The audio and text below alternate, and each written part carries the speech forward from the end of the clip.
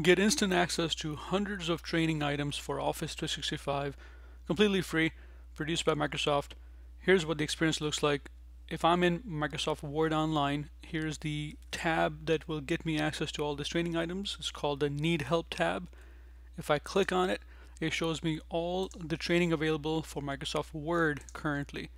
So for example, insert hyperlinks. Here we go. Change page orientation. There's more information about that.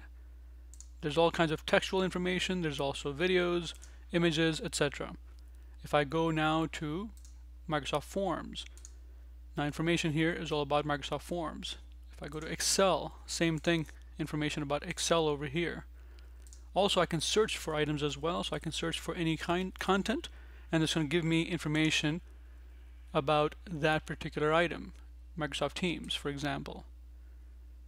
So to get access to all this stuff, pretty simple to start.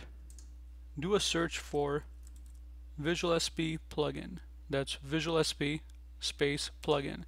When you do a search for that, click on the first link that comes up. Install the browser plugin for your browser, whatever it is.